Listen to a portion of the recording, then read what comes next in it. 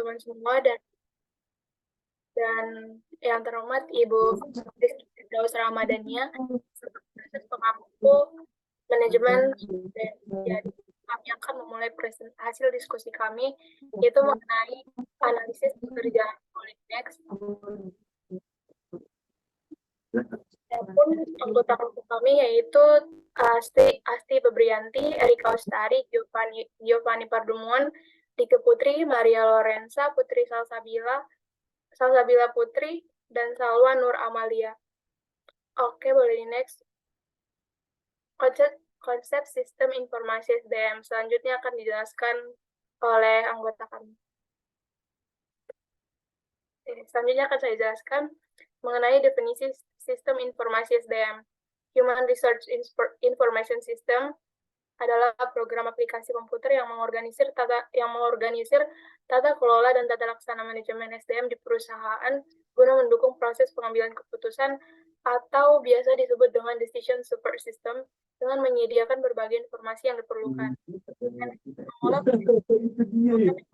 Dan sistem informasi sumber daya manusia sebagai langkah-langkah yang terstruktur dalam pengumpulan, penyimpanan, pemeliharaan, pengambilan dan pengonfirmasian data yang diperlukan oleh suatu organisasi atau perusahaan mengenai sumber daya manusia, operasi personalia dan karakteristik organisasinya. Boleh di next. Okay. Selanjutnya ada tujuan dari sistem informasi sumber daya manusia. Menurut Rohman dan Saudin, sistem informasi manajemen sumber daya manusia memiliki 2 tujuan utama, yaitu yang pertama untuk meningkatkan efisiensi di mana data karyawan dan aktivitas sumber daya manusia digabungkan menjadi satu. Banyak aktivitas sumber daya manusia menjadi lebih efisien dan lebih sedikit pekerjaan tulis-menulis dengan adanya otomatisasi dan tersedianya informasi yang lebih baik. Yang kedua, supaya lebih strategis dan berhubungan dengan perencanaan sumber daya manusia. Dengan mempunyai data yang mudah diakses akan membuat perencanaan sumber daya manusia dan pembuatan keputusan manajerial berdasarkan lebih banyak pada informasi daripada mengandalkan persepsi dan institusi manajerial. Boleh di next.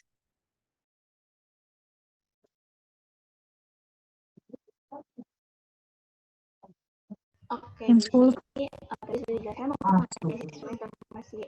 9 atau jam 10? Makanya barengan. Data itu digunakan sebagai kunci keberhasilan sistem ini mainkan peran penting dalam mengidentifikasi kegunaan. Di sini saya akan menjelaskan mengenai kegunaan sistem informasi itu sendiri yang akan menyediakan sumber daya manusia, meningkatkan efisien operasional dan mendukung perkembangan perusahaan. Nah, di antara itu yang pertama manajemen data awan, di mana sistem ini memberikan tim data yang terstruktur mencakup informasi jadi keragaman dan panel kerja. Data yang terorganisasi memberikan dasar untuk mengambil keputusan yang cerdas dan manajemen data itu sendiri. Lalu yang kedua itu mengenai pengolahan kajian dalam asensi izin dan hadiah karyawan secara real time, perusahaan dapat menerima jadwal yang lebih efisien, informasi yang akurat, membantu dalam memutuskan bahwa keputusan operasional terpenuhi dengan kajian. Ketiga, pelatihan dan pengembangan. Di mana sistem informasi SDM, melacak riwayat pelatihan karyawan, memungkinkan perusahaan untuk merencanakan pelatihan yang lebih lanjut. Ini dalam pengembangan karyawan, tetap relevan dan produktif dalam informasi yang berubah. Lalu ada yang keempat, evaluasi kinerja, di mana evaluasi memberikan objektif untuk menilai kinerja karyawan. Sistem ini memudahkan penyusunan rencana pengembangan dan penghargaan berdasarkan kinerja evaluasi yang akurat. Memperkuat sistem insentif meningkatkan motivasi dan retensi karyawan. Boleh di next. Lalu ada juga manajemen penggajian, mengotomatisasi proses perhitungan gaji, tidak hanya memastikan akurasi, tetapi juga memungkinkan pemotongan pajak dan pengelolaan tunjangan secara efisien. Ini menggunakan administratif memungkinkan fokus pada pertumbuhan bisnis. Lalu ada analisis data dengan alat analisis yang kuat, perusahaan dapat mengevaluasi karyawan, kehadiran dan kinerja. Analisis mendalam ini membantu dalam mengambil keputusan membimbing kebijakan pengelolaan sumber daya manusia berdasarkan data yang relevan. Lalu ada pemenuhan kebutuhan hukum,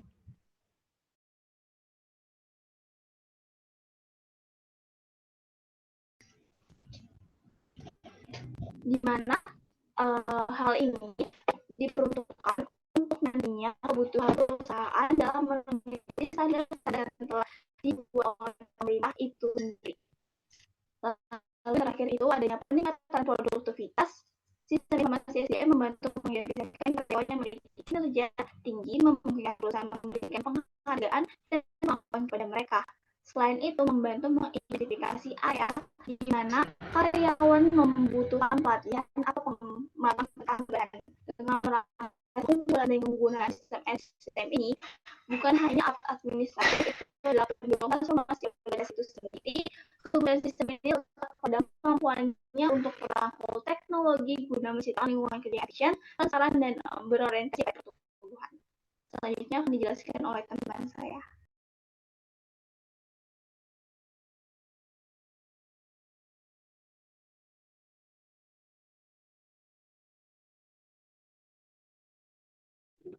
Selanjutnya ada metode analisis pekerjaan. Yang pertama itu ada wawancara. Metode wawancara merupakan interaksi langsung antara analis pekerjaan dan pekerja yang sedang dianalis.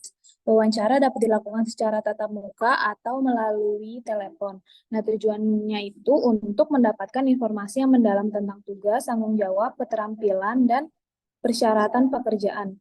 Nah, analis ini akan mengajukan pertanyaan kepada pekerja untuk memahami pekerjaan mereka secara lebih terperinci, termasuk aspek-aspek yang mungkin sulit didokumentasikan secara tertulis. Nah, wawancara juga memungkinkan untuk mengklarifikasi informasi Rika dan Putri bisa on cam tidak? Untuk apa Anda menjelaskan kalau tidak kelihatan mukanya? Aku on cam, Bu, tapi di device laptop. Soalnya speaker laptopnya rusak, jadi on cam-nya di laptop tapi suaranya di HP, Bu. Oke. Selanjutnya ada pengamatan. Metode pengamatan melibatkan pengawasan langsung terhadap pekerja saat mereka menjalankan tugas-tugas pekerjaan mereka. Nah, pengamatan bisa dilakukan secara langsung, di mana analis pekerjaan menghadiri lokasi kerja fisik pekerja atau melalui rekaman video. Nah, tujuannya untuk memahami secara detail tugas-tugas yang dilakukan oleh pekerja. Melalui pengamatan, analis itu dapat mencatat langkah-langkah, proses, peralatan yang digunakan, dan lingkungan kerja. Nah, hal ini itu memberikan pandangan objektif tentang pekerjaan yang sering sulit diungkapkan oleh pekerja dalam wawancara atau kuesioner. Yang ketiga itu ada kuesioner. Metode kuesioner ini melibatkan penggunaan instrumen tertulis yang diisi oleh pekerja yang sedang dianalis. Nah, kuesioner ini bisa berisi pertanyaan terstruktur dengan pilihan jawaban yang telah ditentukan atau pertanyaan terbuka di mana pekerja dapat memberikan jawaban secara bebas. Tujuannya itu untuk mengumpulkan informasi tentang tugas, tanggung jawab, keterampilan, dan persyaratan pekerjaan dengan efisien. Kuesioner ini sering digunakan untuk analis pekerjaan yang melibatkan sejumlah besar pekerja. Nah, hasilnya nanti dapat diolah secara statistik untuk mendapatkan pemahaman yang lebih luas tentang pekerjaan. Selanjutnya akan dijelaskan oleh anggota kelompok saya yang lain. Baik, selanjutnya itu ada sumber data dari analisis pekerjaan. Nah, sumber data ini terbagi menjadi 5. Yang pertama itu ada wawancara yang telah dijelaskan oleh teman saya sebelumnya. Jadi, wawancara itu dapat dilakukan dengan pengumpulan data dan peneliti untuk mengumpulkan informasi dari sumber atau data. Nah, untuk jenisnya sendiri, metode wawancara ini terbagi menjadi 3 jenis nih. Jadi, bisa dilakukan secara individu, kelompok, dan wawancara penyelia. Terus yang kedua itu ada observasi. Nah, observasi ini dapat digunakan untuk mengumpulkan informasi tentang bagaimana karyawan melakukan pekerjaan mereka dan tugas apa yang mereka lakukan. Jadi, observasi ini dapat dilakukan dengan mengamati pekerjaan yang dilakukan oleh si pekerja itu. Lalu selanjutnya itu ada customer atau pelanggan nih. Jadi pelanggan itu bisa memberikan umpan balik atau seperti review yang bisa dilakukan di misalkan online shop gitu kan. Misalkan Shopee, dia bisa review barangnya yang sampai itu tuh atau customer service-nya itu responsif atau enggak sih. Nah, itu tuh juga bisa dari customer. Oke, boleh di next.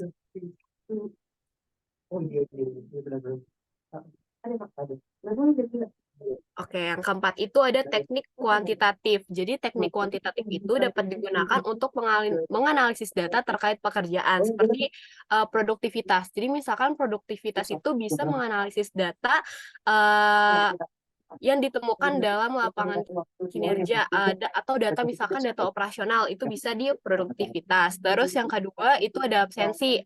Si pekerja ini selama bekerja di suatu perusahaan itu sering izin atau selalu rajin dalam masuk gitu dalam di pekerjaannya itu atau enggak. Nah, yang ketiga itu ada teknik pergantian. Terus selanjutnya itu yang kelima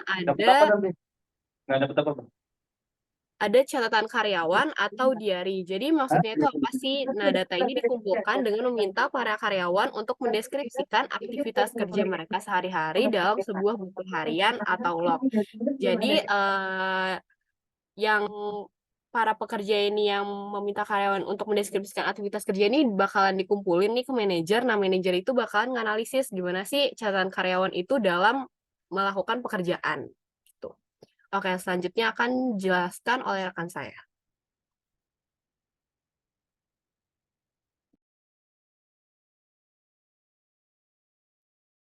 Selanjutnya ada penyelenggara analisis pekerjaan.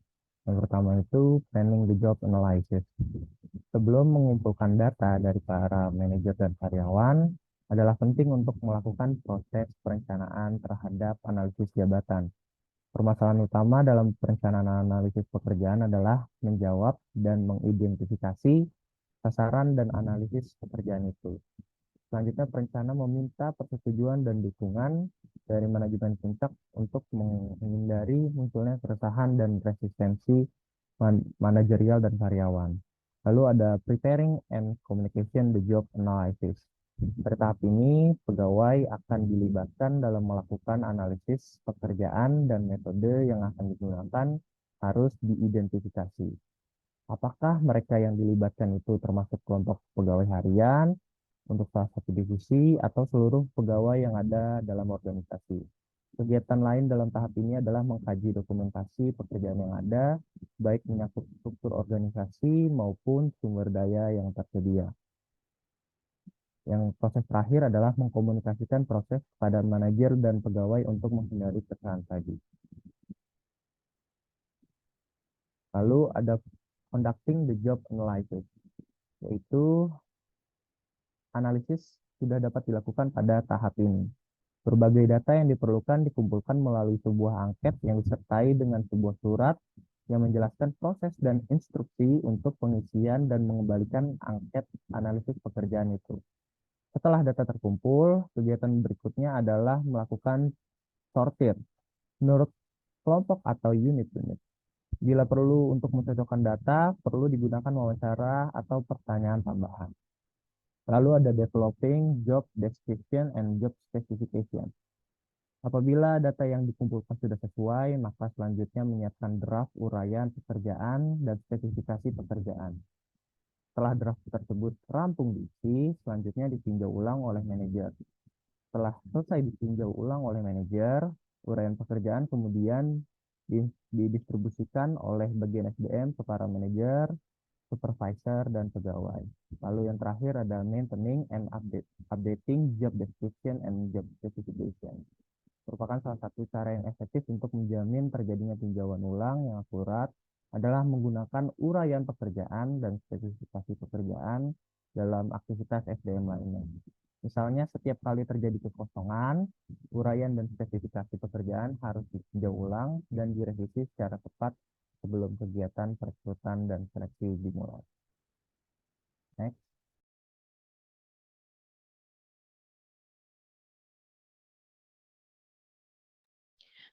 Oke, baik. Di sini ada rancangan pekerjaan, yaitu ada 9 rancangan pekerjaan. Yang pertama yaitu pengumpulan persyaratan, yaitu melakukan wawancara dengan stakeholder seperti human resource, manager, dan karyawan untuk mengumpulkan persyaratan, sistem yang meliputi data apa yang perlu disimpan dan diproses dan dilaporkan oleh sistem. Yang kedua yaitu ada desain sistem, yaitu merancang struktur sistem dan antarmuka pengguna, dan menentukan bagaimana data akan disimpan dan akan diakses dan diproses dalam sistem. Yang ketiga itu ada pengembangan sistem. Jadi pada tahap ini menerapkan desain yang telah dibuat, termasuk pembuatan perangkat lunak, database, dan komponen teknis lainnya yang diperlukan. Boleh di next. Yang keempat itu ada uji validasi. Untuk memastikan data diinput dan diproses dengan benar, pastikan bahwa sistem berfungsi sesuai pernyataannya.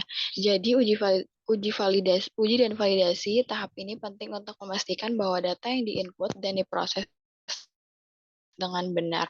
Tujuannya adalah untuk memastikan bahwa sistem bekerja sesuai persyaratan yang telah ditetapkan sebelumnya. Yang keempat itu ada pelatihan pengguna. Pada tahap ini memberikan pelatihan kepada pengguna akhir seperti staff human resource, manager, dan karyawan sehingga mereka dapat menggunakan sistem dengan efektif. Selanjutnya ada pengujian lanjutan. Setelah uji coba awal,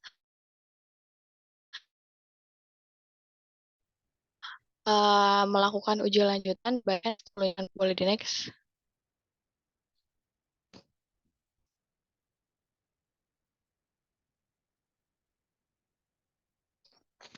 Selanjutnya ada peluncuran tahap implementasi sistem secara keseluruhan atau secara bertahap sesuai dengan rencana yang telah disusun sebelumnya.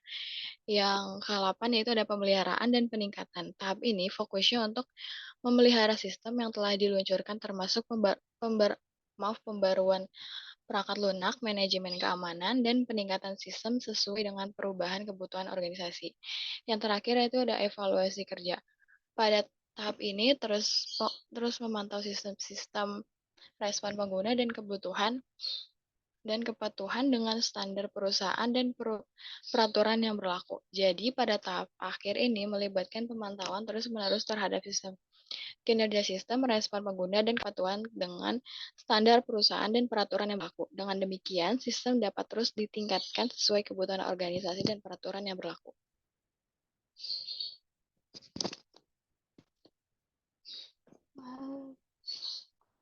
Baik, selanjutnya itu ada implementasi analisis pekerjaan di dalam perusahaan.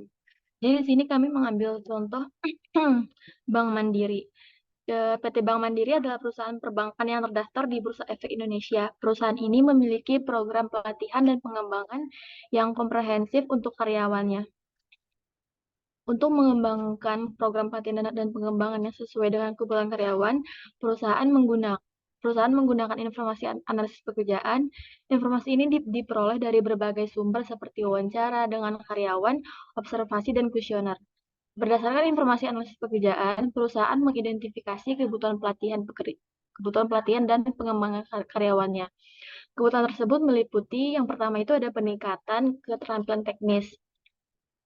Dan yang kedua itu ada peningkatan keterampilan kepemimpinan, dan yang terakhir itu ada peningkatan keterampilan komunikasi. Dengan informasi ini, perusahaan dapat mengembangkan program pelatihan dan pengembangan yang sesuai dengan kebutuhan karyawannya. Program pelatihan dan pengembangan ini dapat membantu karyawan untuk meningkatkan keterampilan dan pengetahuannya sehingga dapat meningkatkan kinerjanya. Boleh di next.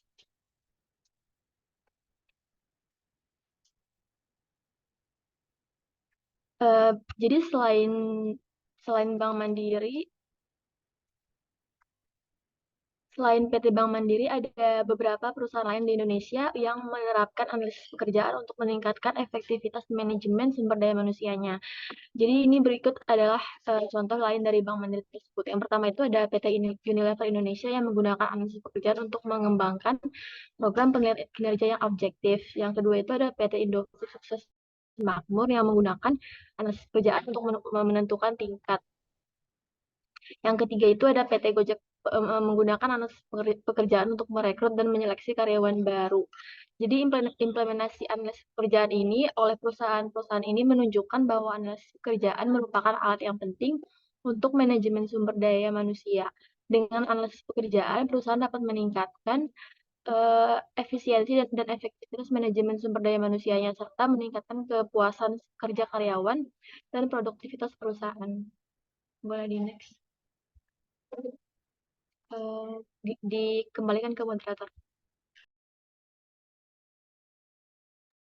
Baik, cukup sekian presentasi dari kelompok 4. Jika ada teman-teman yang ingin bertanya atau sekedar memberikan saran dan kritik, boleh menggunakan fitur raise hand. Terima kasih.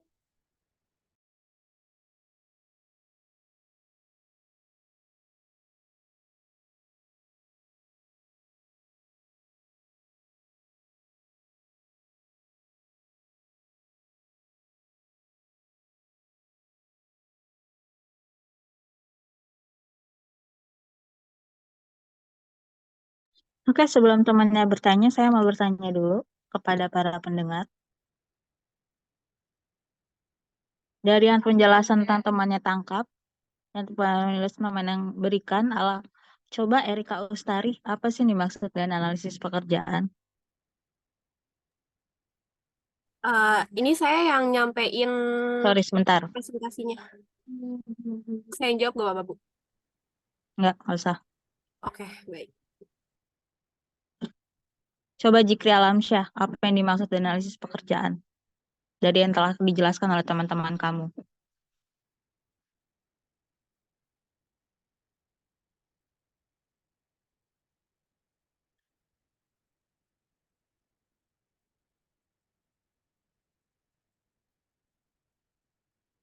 Coba Jikri Alamsyah, dari yang kamu tangkap dari penjelasan teman-teman kamu, apa yang bisa kamu simpulkan mengenai analisis pekerjaan?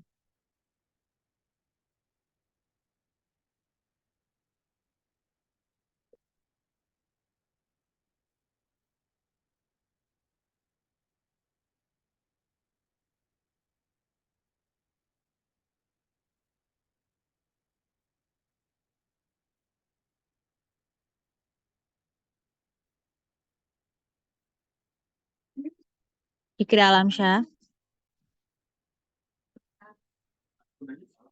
Oh iya Bu, suara saya kedengaran tidak?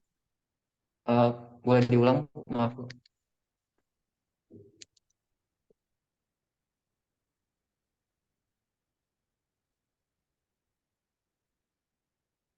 Iya Bu, maaf Bu.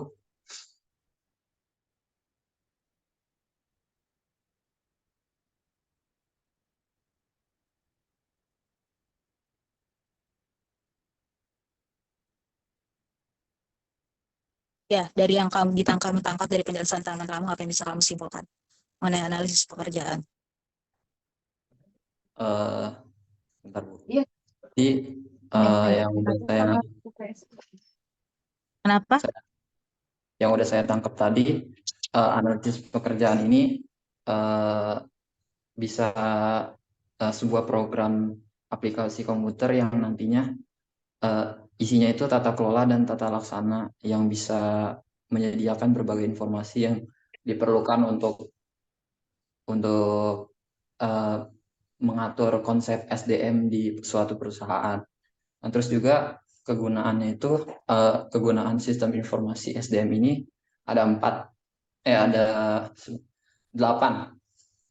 Yang pertama ini ada manajemen data karyawan, yang kedua pelatihan dan pengembangan, ketiga pengelolaan kehadiran, evaluasi kinerja, 5 manajemen pengajian, yang 6 analisis data, 7 ada pemenuhan kebutuhan hukum, dan yang terakhir peningkatan produktivitas. Selebihnya itu aja sih Bu. Oke. Terima kasih. Oke, aku baca ya. Baca kelihatan soalnya.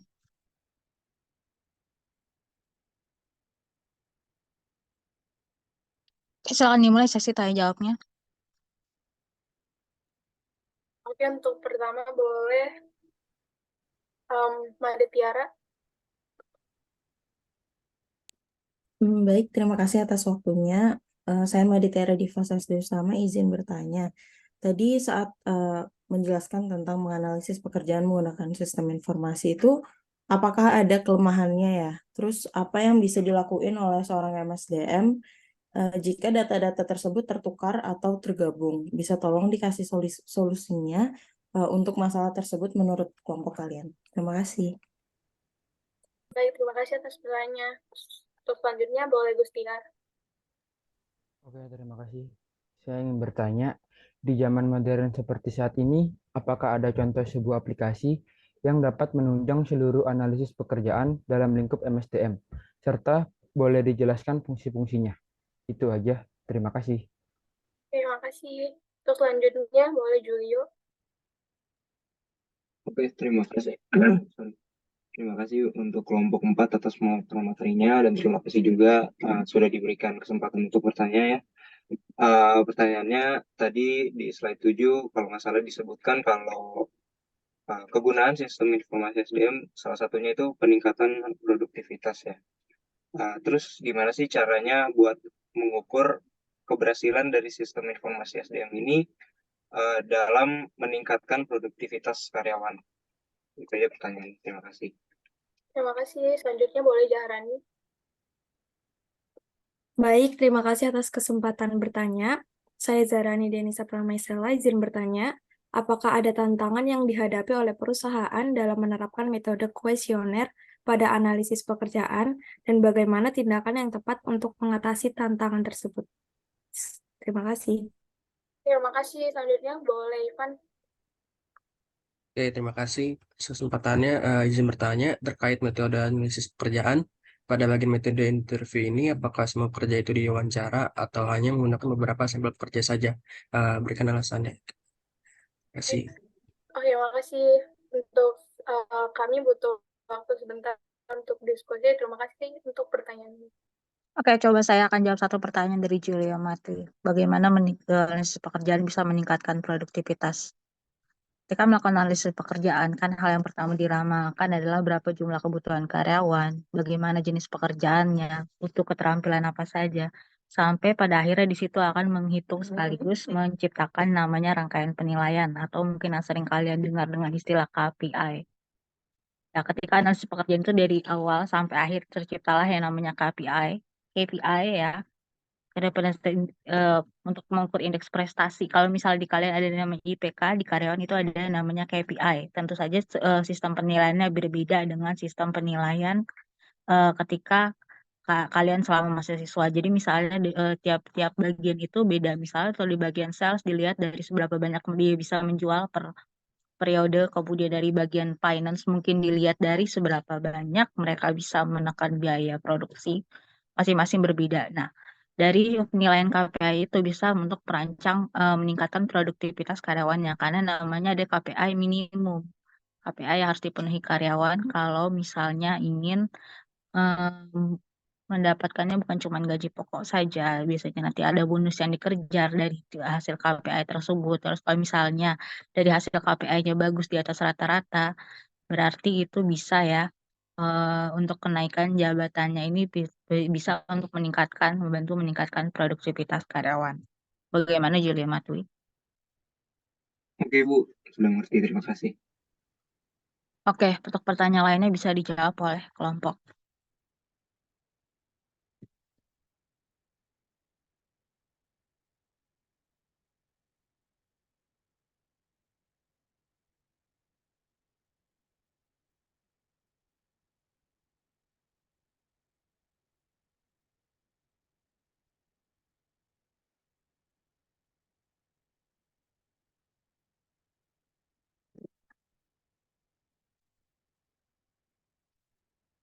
Baik, izin menjawab pertanyaan dari Tiara di zaman modern seperti ini.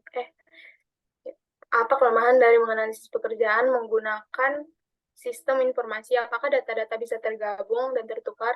Tolong berikan solusi menurut kelompok apa yang bisa dilakukan jika hal tersebut terjadi. Nah, jadi dalam menganalisis pekerjaan dengan bantuan sistem informasi SDM, ada kemungkinan terjadi kesalahan yang membuat data jadi mungkin berantakan atau tertukar. Hal ini terjadi kalau perusahaan atau organisasi tidak punya peraturan yang ketat untuk mengawasi dan menjaga datanya. Tapi secara umum di kebanyakan perusahaan atau organisasi, hal ini jarang terjadi jika sistem informasi SDM-nya sudah dibangun dan dijalankan dengan baik. Nah, kalaupun kejadian data tertukar atau terbalik, mungkin ada beberapa solusi yang bisa dilakukan, yaitu memastikan keamanan data sistem SDM harus punya pengamanan yang kuat, artinya hanya orang-orang yang seharusnya punya akses yang bisa melihat atau mengubah data. Juga dipastikan data yang dimasukkan ke dalam sistem diperiksa dengan baik untuk mencegah kesalahan ketik atau kesalahan data lainnya. Selain itu, ada alat seperti log aktivitas yang mencatat semua perubahan yang terjadi dalam sistem. Hal ini membantu melacak siapa yang melakukan perubahan dan apa yang diubah. Dengan begitu, jika terjadi sesuatu kesalahan, bisa diketahui siapa yang harus bertanggung jawab dan dapat segera memperbaiki. Kemudian ada cek data, ada metode yang bisa dicek otomatis untuk memastikan data yang dimasukkan benar dan valid. Kemudian ada audit trail, yaitu mengaktifkan fitur audit trail yang berfungsi seperti catatan aktivitas dalam sistem. Ini membantu setiap sistem yang membuat perubahan dan apa yang diubah dalam data sehingga bisa cepat diidentifikasi dan memperbaiki kesalahan jika terjadi. Kemudian ada pelatihan dan kesadaran. Hal ini hal yang mendasar untuk karyawan jika perlu memberikan pelatihan kepada pengguna sistem informasi SDM agar mereka paham betapa pentingnya menjaga keamanan dan kebenaran data untuk menghindari kesalahan. Mereka juga harus tahu risiko yang mungkin timbul jika terjadi kecerobohan dalam menginput data. Dan yang terakhir itu pembaruan rutin dan perbaikan bug, yaitu selalu mengupdate sistem secara berkala dan memperbaiki masalah teknisnya. Dengan cara ini, kita bisa mencegah masalah teknis yang mungkin menyebabkan penggabungan atau pertukaran data sebelum masalahnya muncul. Apa bisa menjawab, Tiara? Terjawab banget, makasih banyak ya. Sama.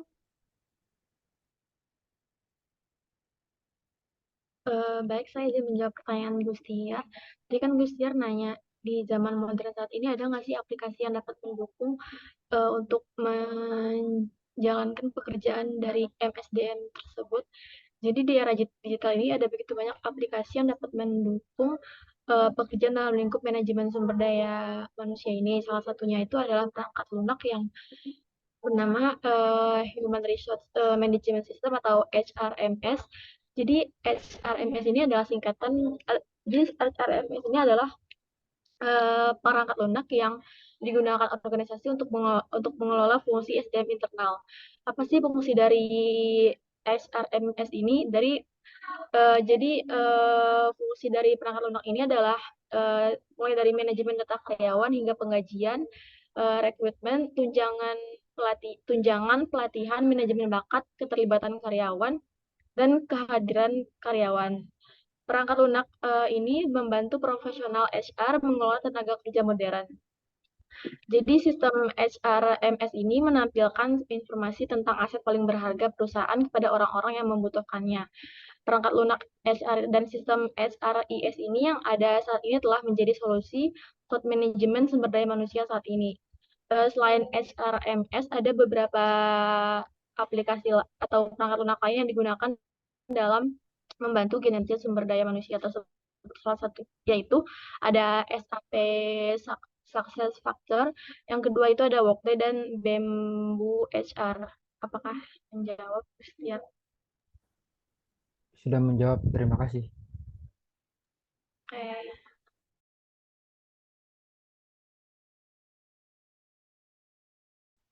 Sebelumnya apa saya dengar?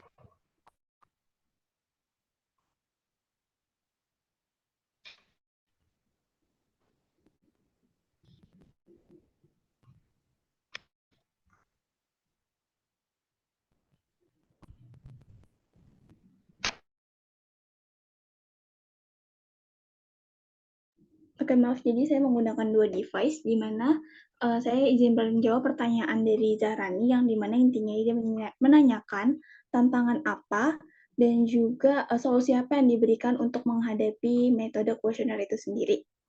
Ada beberapa tantangan yang dihadapi oleh perusahaan dalam menerapkan metode kuesioner pada analisis pekerjaan. Beberapa tantangan tersebut, yang pertama itu adalah kesalahan dalam pengisian, di mana responden tuh dapat membuat kesalahan dalam mengisi kuesioner seperti memberikan jawaban yang tidak akurat atau tidak jujur. Hal ini dapat menghasilkan data yang tidak akurat dan mengganggu hasil analisis.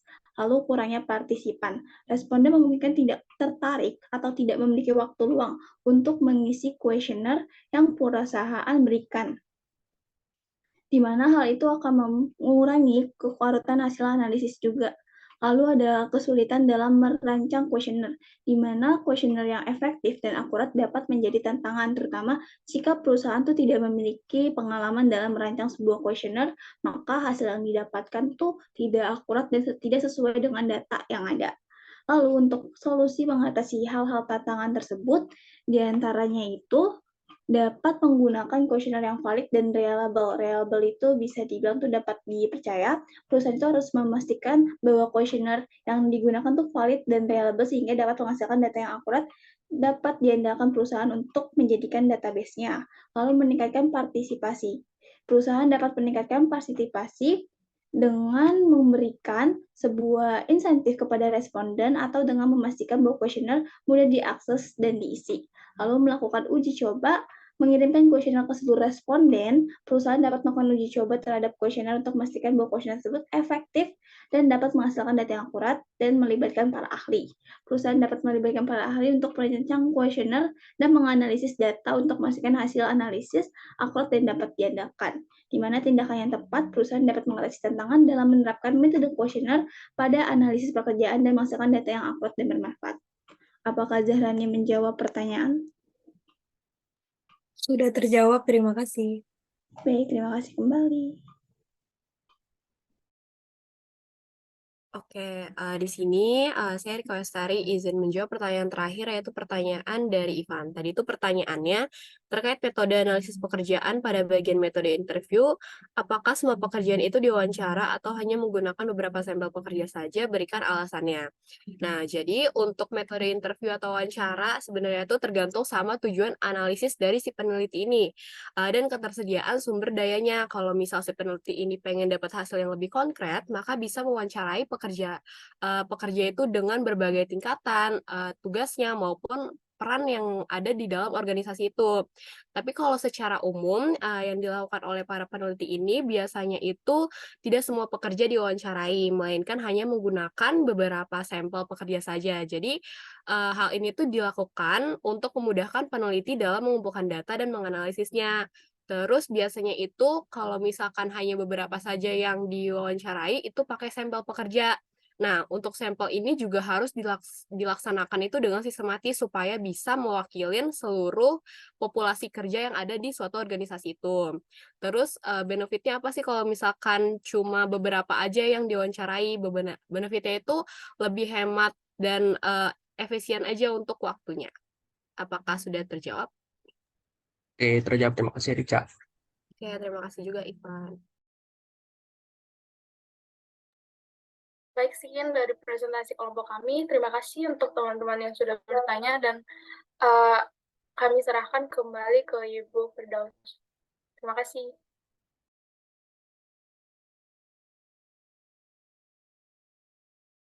Maaf, Ibu.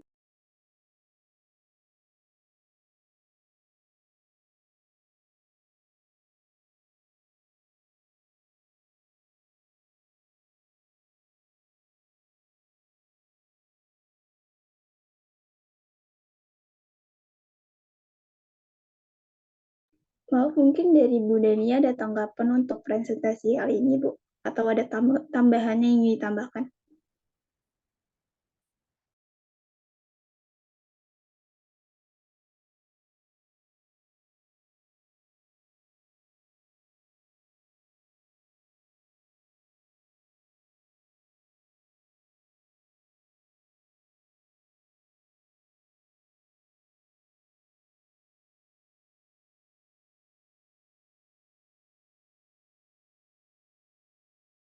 Masih ada pertanyaan yang belum terjawab? Sudah semua, Ibu. Sudah semua, oke. Tidak ada yang mau bertanya lagi? Mungkin dari teman-teman ada yang ingin ditanyakan lagi untuk kelompok presentasi? Kalau udah cukup jelas. Oke, baik. Jadi bisa dilihat tadi pentingnya bagi perusahaan untuk melakukan analisis pekerjaan. Jadi bukan untuk hanya mendapatkan orang yang tepat, tapi juga menjaga kinerja orang tersebut ya. Karena nanti dari analisis pekerjaan akan ada penilaian dan sebagainya. Baik, saya akhiri sampai sini.